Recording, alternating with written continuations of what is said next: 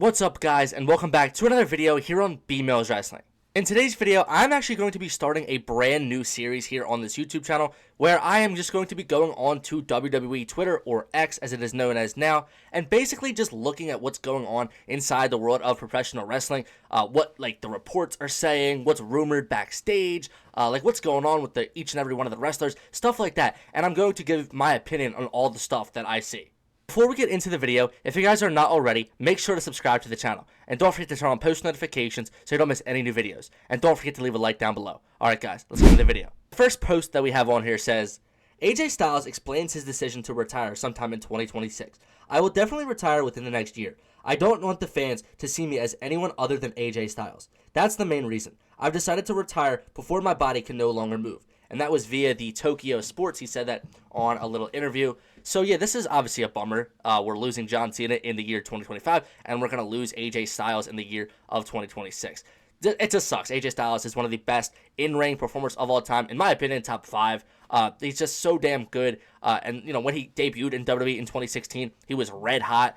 It sucks, what's been happening to him recently towards the back end of his career. It just feels like they're not really treating him with any respect. They're not putting him into interesting storylines. Right now, he's just, feuding with the El Grande Americanos. But obviously, we know we're going to get him and Cena at the next PLE, which is Crown Jewel. So that's cool, I guess, but there's not really going to be too much of a build. But I just hope that in 2026, I know he's probably not going to get a whole retirement tour like John Cena. I don't think anybody is going to get a retirement tour other than maybe Randy Orton. That's the other guy in the company that I could see getting a full-on, retirement tour, a year, dedicated to him, and, booked around him like John Cena's was. I don't think it's going to happen for AJ Styles, but I just hope that they book him the right way in 2026 by, giving him interesting feuds, giving him matches we've never seen before. How about a one-on-one with him and CM Punk? I would be so down for that. I really hope that they don't miss that opportunity. Phenomenal versus best in the world. I feel like that's a match we've all been waiting to see in WWE. And there's just plenty of more stuff that I still want to see with AJ Styles. I'm not ready to see him hang it up quite yet, but if he is going to hang it up in 2026, I want to see him go out with a bunch of banger matches and banger storylines. So I just hope that they treat him with a lot more respect in the year 2026 than they are right now in the year of 2025. But I love how AJ Styles says, he wants to retire next year because, he only thinks his body really has one more year in him. And that's the same thing with John Cena. John Cena said that's why he's retiring, because his body just can't do the things, it was capable of doing back in his prime. I absolutely love this. Not to throw shade on other wrestlers, but Chris Jericho, for example, he has not been in ring shape since probably, maybe his first year in AEW, and he should have hung it up a while ago. So I like that these wrestlers like John Cena and AJ Styles know when it's time to hang up the boots and retire. So I understand why AJ's retiring, and like I said, I just hope he gets a good run in 2026, maybe even a championship run. The next post that we have on here says, per WrestleVotes, Brock Lesnar is tentatively booked for the first 2 big events of 2026, that being both the Royal Rumble and WrestleMania 42, more Brock Lesnar appearances. So yeah, I kind of figured this was going to happen. I didn't think that they were going to bring Brock Lesnar back after 2 years with all the controversial stuff that's been going on with him and the Vince McMahon allegations, and then just have him have a one-off with John Cena, and that would have just been so pointless, in my opinion. I kind of figured that he was going to, be around after his feud with John Cena. I definitely thought he was going to be at WrestleMania. Royal Rumble, I don't know if I thought he was going to be in the Royal Rumble, to be honest. Because obviously, the only times we've ever seen him really in a Royal Rumble, I feel like he's always looked strong, and that one ridiculous Royal Rumble where he won. So yeah, him in Royal Rumbles, I'm not a fan of. As long as he doesn't win it, I'm cool with that. But yeah, WrestleMania, I definitely want to see him on WrestleMania. I think there's a lot of dream opponents like Oba Femi, Gunther, Braun Breaker, and some other guys I could see him going against at WrestleMania. So I would be totally down for that. I do think he's going to be at War Games. I could be wrong on that, but I think at War Games it's definitely going to be Team Punk versus Team Seth, or Team Roman versus Team Seth in whatever capacity, where we're going to see all the baby faces like Roman, Punk, Cody, maybe Randy, maybe Cena, the Usos, I don't know. And then on Team Seth, we're going to have Seth, Braun, and Bronson, obviously, and that leaves you with 2 slots open. I think one of them is going to be Drew McIntyre because he's feuding with Cody and Randy. And then I think the last guy in that match could be Brock Lesnar. Now, I could be wrong on that. It could be Logan Paul if it's Logan and Drew, because they're still kind of buddy, whatever. But I could see Lesnar being in the War Games match because of, his ties to Paul Heyman. We've already seen Paul introduce him in that match at WrestlePalooza against John Cena. So I wouldn't rule it out. I think that Heyman could say, hey, Brock, can you come help us at War Games? And then, obviously if John Cena's on the other side, you have Cena and Lesnar. Maybe Cena can pin Lesnar in that match. I don't know, to get some sort of revenge. That would be nice. But yeah, I definitely think Brock will be around. I don't think it'll be on like a full-time basis by any means. I think it's going to be part-time stuff like Roman Reigns stuff where we'll see him at Survivor Series War Games. We'll see him at the Royal Rumble. We probably just won't really see him too much on like Friday Night SmackDown or Monday Night Raw. This next post that I am going to show you guys was actually posted on Instagram by a Randy Orton fan account. And they said, well, this ain't first Orton being left off of a major WWE event. Then it has the Raw 25th anniversary, SmackDown 25th anniversary, Raw Netflix premiere, ESPN premiere, and a few more. Disrespect after disrespect. And then, what's interesting is Randy Orton's wife commented under the post saying, you ain't wrong.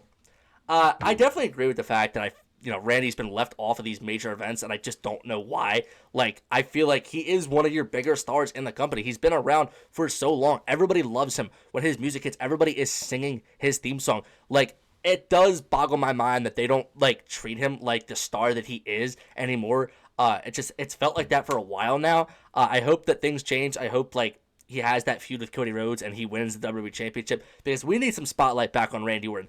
It feels like a lot of the time he's disappearing off SmackDown for weeks to months at a time, and it's not because he can't wrestle, he's not available. It's just because they don't know what to do with him. We've seen this over the past couple years, ever since he really came back at Survivor Series War Games in 2023. It's just felt like that. So I definitely feel his wife on this. Yeah, you're not wrong. He's been disrespected. He's been left off of all these major things, like Raw on Netflix. He wasn't on WrestlePalooza.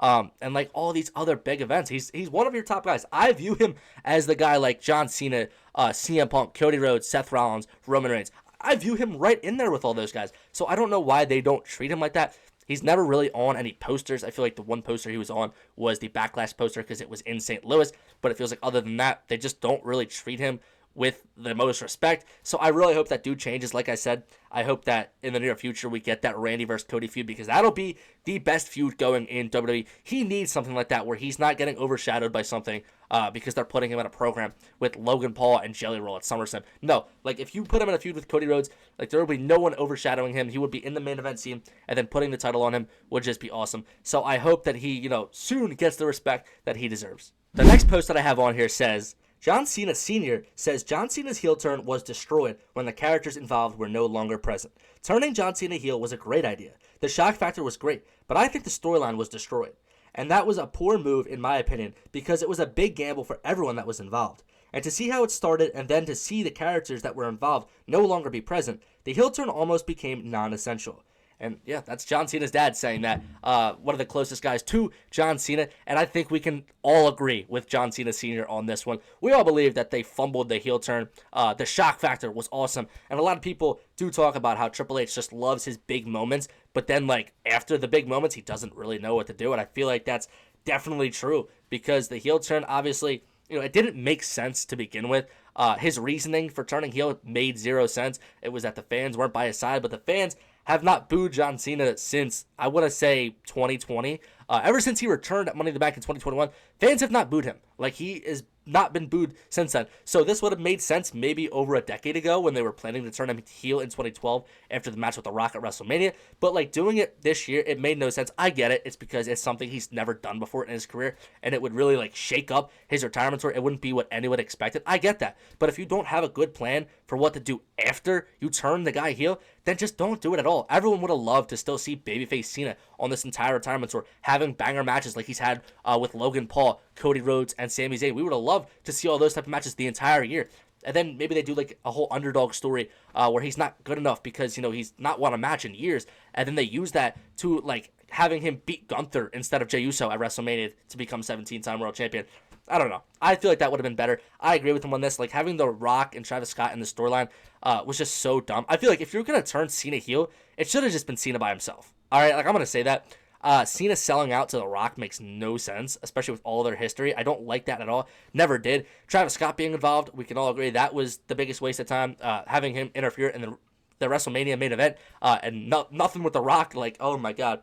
It's so bad. But at least, now we have babyface Cena, and, he only has a few dates left. But yeah, it begs the question, what would the retirement tour have looked like if they just never turned him heel, or if they just properly booked him as a heel? I don't know, man. I agree with John Cena Sr. here. The next post that I have on here is actually from Body Slam Net, and it says WWE and TNA are in talks for a potential PLE or TV special featuring both NXT and TNA under the Invasion theme. WWE has also filed to trademark the term Invasion. I would be so down for this. This would be awesome. I love what they're doing in NXT right now with the whole TNA invading them because they have their NXT championship and they feel like they've been disrespected. I love this. I've been waiting for this since the partnership with TNA and WWE. I wanted to see something like this at War Games as well. Like, I kind of wanted something with TNA, WWE, NXT, and like maybe AAA. You have all these brands. I felt like it would have been cool to do something big at War Games. Like maybe, I don't know what they could have done. Maybe just like a traditional Survivor Series match, but like you have like 4 teams. That would have been hectic as hell. I know like after it wouldn't have really made sense, going into Rumble season, people there wouldn't be really storylines. I get that, but like it still would have been cool and something like fresh to see. I don't know if they're planning on doing TNA versus NXT at War Games for the female side because they did that thing with Charlotte and Alexa on the NXT anniversary or homecoming, I should say. So I don't know what's the deal with that, or if they're just gonna do like what they've been doing with main roster stuff. It'll probably be like maybe Team AJ versus Team Becky. I don't know, but yeah, this would be cool if they did this. Invasion's a cool name. I like that. And then I'd assume like it would just be obviously NXT versus TNA in some capacity. I'm not sure if it would be like a full on like TNA like versus NXT like Survivor Series like elimination type match. Maybe we would get that, I would hope, but like also like other matches like maybe like Trick Williams versus somebody from TNA, and maybe there's a bunch of matches with an NXT person versus a TNA person. I don't know. Either way, I'm down for it. This is something fresh. It's something that they should have been doing with this brand deal. It feels like you make the move to purchase TNA, you should have something like this. I'm just glad they're finally doing it. The next post on here says, there were a number of people within WWE that were both surprised and puzzled that ESPN would publish an article grading WrestlePalooza a C. Those written were openly wondering why ESPN would want that online stigma. I think they were generous with giving them a C. I think that show deserved a damn F, if I'm being honest. So shout out ESPN. They put WWE in their place. They said, hey, that show is not good. You deserve a C. They were going to be like, oh, it's your first time on ESPN, first PLE on ESPN. Let's give them an A. No, like, you deserve a C. You deserve probably a D or an F, if we're being honest. I think that's fair criticism. I don't care if, like, now you have WWE and you have to be nice and grade their things an A, whatever. No, I think it's fair criticism. Like, the show wasn't good, and ESPN, they want good stuff to be, showed on ESPN. Like, when they have something like that gets, like, bashed all over Twitter and online because of how badly the show was, yeah, they're going to be mad, too, because that means, like, people are not going to tune into the next one. People aren't going to buy the new ESPN app. So, like, I 100% agree with them on this one, and hopefully it puts WWE into their place by making them want to make the shows better, right? Like, hopefully Crown Jewel is a much bigger step up from what WrestlePalooza was. I don't know why they're shocked at this, because the show wasn't good, and I feel like even if you are with ESPN, like, they still have the right to critique your show, and when your show is that bad, yeah, you definitely deserve to get a C. You should have got worse, like I said. The next post that we have on here says, AJ Styles vs. John Cena at Crown Jewel was always the plan, according to a new report. This match was always scheduled for Australia, always. So the whole deal about Cena and AJ, with Cena doing the tribute to him because he wasn't going to get to wrestle him, that was actually to build this match. That was not actually ever the case. The idea was they'd tell people, you're not going to get this match, so to create demand for the match. They basically told the story that Cena is paying tribute to him because he's only got limited dates, and AJ ain't getting it. Then AJ did that dark speech on Raw during the American commercials about how I'm mad at how I'm being booked and whatever, and it was all to build this match. And the source is Wrestling Observer Radio. I don't know how much I believe this, to be honest. I low-key feel like that was not always the plan. I don't know. I have a hard time believing that, especially with the whole thing with R-Truth, how they said, oh, like, enjoying the show, like it's all part of the show. I don't think that was a part of the show. R-Truth basically said that, and so did his son. So yeah, I don't know. I don't really believe this. I don't. I think John Cena was generally probably fed up with how things were going, at WrestlePalooza and maybe what they were planning on doing with him next. So he took it, to himself to, hey, I'm going to tweet, a match for AJ Styles and at Triple H and AJ Styles. And then they kind of get put into a position where they what are they going to do? Because he's John Cena. Like, you have to respect what he wants. You have to respect his wishes. And Triple H immediately made the graphic, posted it, John Cena versus AJ Styles at Crown Jewel. I don't know. I'm kind of torn if I believe that or not. I don't really understand the storyline, especially since John Cena is not going to be on a show in between now and Crown Jewel. So I don't know how exactly else they're going to build the match. But, like, this build makes no sense. AJ Styles is involved in a whole other storyline right now. So it's not like they've been teasing this. Like, he was talking about the dark promo where AJ Styles was saying he wasn't happy about how he's being booked. He was basically talking about how none of his friends are with him anymore, like Gallows and Anderson and Meat Chins on a different brand. I don't really think that had to do anything with John Cena. I feel like this is just made up bullcrap. I don't think this has to do anything with the fact that it was all for a build for John Cena versus AJ Styles. If I'm going to be honest, I think this is just put together last minute. Like, I don't know. Maybe I'm wrong, and I do hope I'm wrong, because if they just didn't have the intention of doing Cena versus Styles on this retirement tour, I just have no hope, because that was literally one of Cena's greatest rivals. That's AJ Styles' greatest rival in WWE. And obviously, like, they put on banger match after banger match, so, like, why wouldn't you want to see that? Especially now that John Cena is a face and he's being able to put on these good matches. That just makes no sense to me.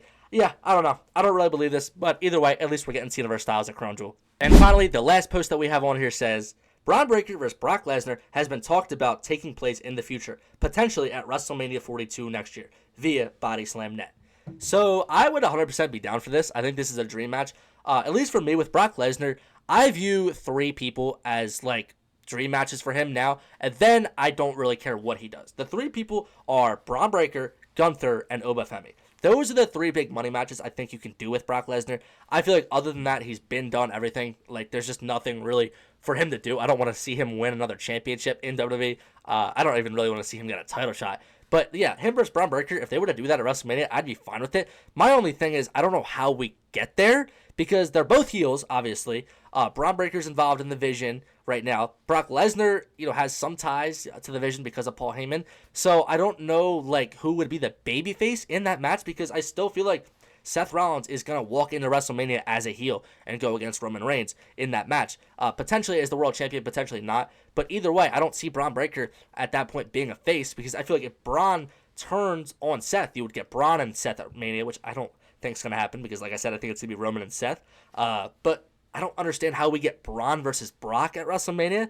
Especially, like I said, if Braun doesn't turn, I don't see Lesnar becoming a face. Maybe I'm wrong. Maybe they do something with Paul Heyman, and then, like, after War Games or Royal Rumble, whenever Lesnar turns back to being a face and turns on Heyman again, I kind of don't want to see that. I feel like, that's already been done, so, like, let's not do that again. But, like, yeah, the match, yeah, that would be awesome, but, like, I just don't think it makes sense for WrestleMania. I feel like they should do maybe, like, Brock versus Gunther instead. I get that's also heel and heel, but that makes more sense rather than, like, this whole thing with Breaker. But, yeah, I don't know. I mean, I would prefer to see this maybe down the line. I don't know when Brock plans on retiring, but, like, SummerSlam is in Minneapolis, his hometown, next year. So I was thinking, maybe Braun versus Brock at that SummerSlam. Maybe Braun Breaker can retire him. Maybe, like, by that point, Braun could be a face if he turns on Seth. I don't know how long Braun's going to be with Seth Rollins before he turns on him, because it's probably going to be the whole Batista Triple H storyline. I think that's what Triple H is cooking for us. But either way, yeah, I would be excited for this match no matter where it took place. But like I said, I just don't think WrestleMania 42 is the place, because it just doesn't make sense. Alright guys, that's going to do it for today's video. If you guys like this video, make sure to hit the thumbs up button down below. Don't forget to comment down below what future videos you guys would like to see from me. Also guys, comment down below if you enjoyed this new series and want to continue to see me do it. Alright guys, peace.